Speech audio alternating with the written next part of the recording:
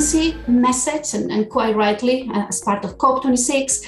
And this is about working together and scale and pace for economic recovery. And quite important, this is really an area where by innovating, we are going to thrive, we are going to increase trade, we are going to attract inward investment to the regions.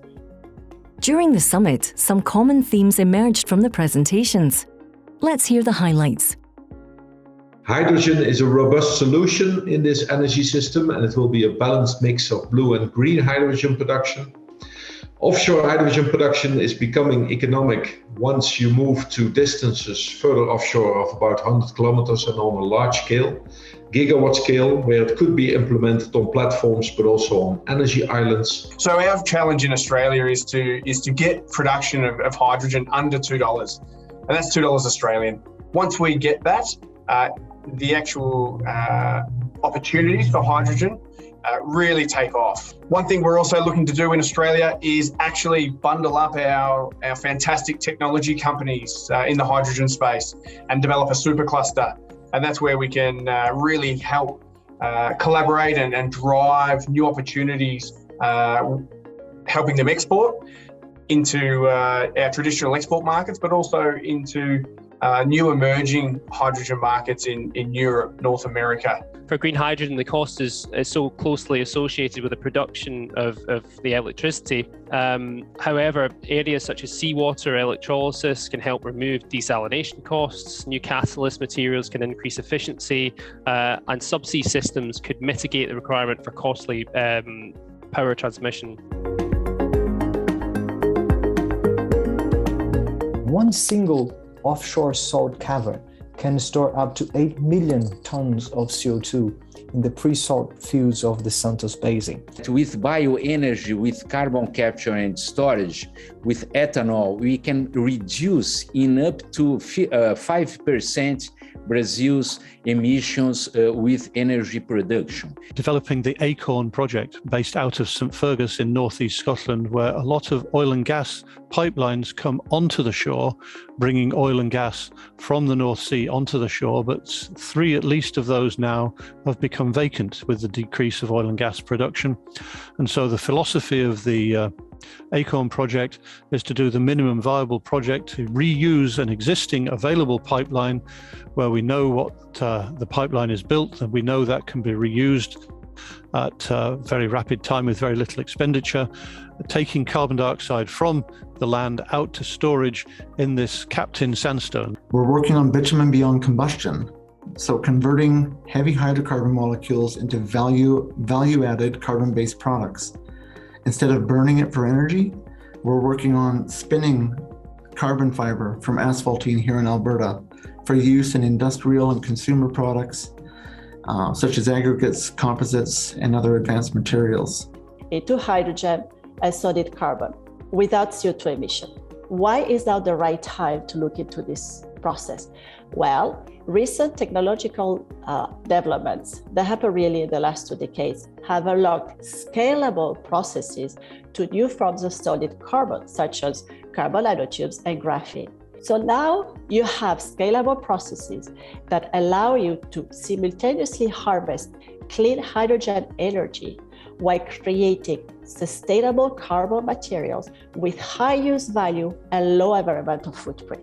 Carbon capture and storage is still needed to minimize the socialized cost of energy transition, which will also enable the introduction of blue hydrogen and also allow on the long-term negative emissions.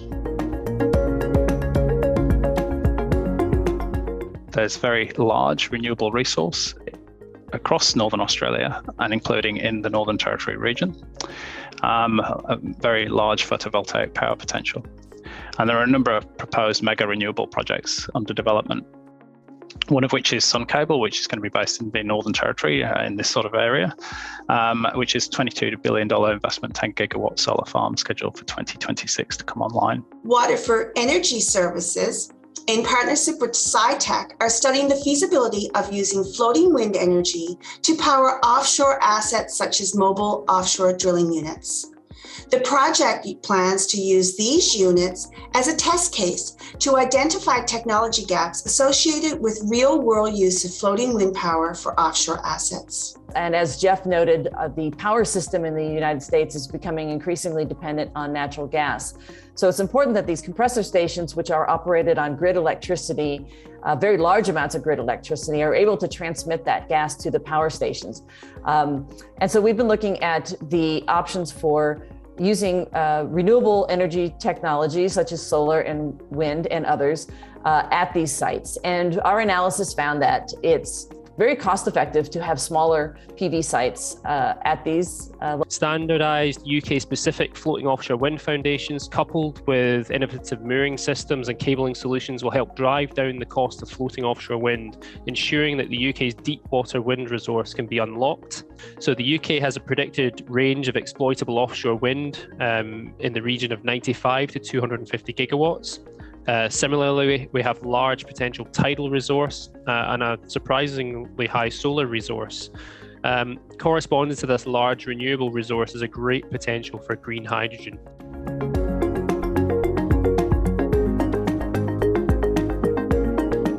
And we are looking into our program how much CO2 emissions and NOx emissions can be saved. What are the options for developing an electric integrated grid to connect all these offshore platforms to one another in the offshore system and then connect it to the wind parks, which are in green on this picture. And we found out that you can save quite a lot of cost from this electric infrastructure if you optimize it. Duction Motors will develop the world's first 400 kilowatt hybrid diesel-electric propulsion system that can be retrofitted to in-service offshore vessels without the need for dry docking or significant drive shaft modifications. Specifically looking at how we can look at electrification of well pads and oil and gas drilling and extraction. So this is using microgrid technology that we developed for remote communities and islands. Looking at powering these oil and gas operations at the upstream through solar, through fuel cells, hydrogen, batteries, wind power, and then connecting these through a microgrid and a controller that will optimize these for both for cost as well as emissions reduction. And this could also potentially increase resiliency during power outages. Alternative fuels and electrification will be critical to ensure production emissions are negated, ensuring our native oil and gas industry has a license to operate and provide the vital resource the UK will require beyond 2050. Why the industrial clusters are important? In the UK, they actually have around over 50% of the emissions from industry come from these clusters. But what is also very, very important to remember here is that these clusters already set infrastructure. They already have skills. So they can be very easily the first ones in demonstrating the deployment of these technologies, the first adopters of these new technologies. And these clusters, as I said before, they are going to be these super places where we have renewable energy, where we have also CCUS, and we have hydrogen, and all this is happening at the forefront of this technology development. Clustering is a well-known concept, especially through Europe and in Australia, where we're looking to build 15 regional hydrogen clusters and coming from the ground up. Those 15 are then coming into a national network and working together to collaborate on opportunities, technologies, applications that can really drive the cost of hydrogen down, but also the applicability of decarbonising many different sectors throughout Australia. The Carbon Conversion Centre continues as a test centre going forward for carbon capture and use, research and development, and will also be installing and hosting methane decarbonisation work at that same location. So just imagine a mini industrial complex focused on R&D on the synergies between methane, hydrogen, carbon, electricity, and water.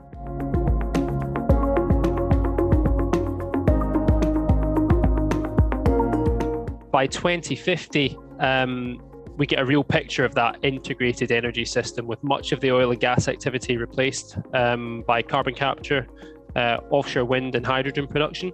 There's also a big opportunity for the UK to become a net exporter of energy. So green hydrogen can be transported either by pipeline or ship to markets in Europe and beyond, should we choose to transform our energy system over the next 30 years. There is potential to reuse existing infrastructure as fields come on to the end of the life, and that has the potential to reduce upfront capital cost for the development of a hub. And Santos have recently come out and talked about the reuse of Bayu-Undan pipeline and well infrastructure as part of a CCS project in the region. And then the last option, which is very attractive at the moment, is actually converting offshore wind power to hydrogen on existing platforms or on new platforms or even energy islands.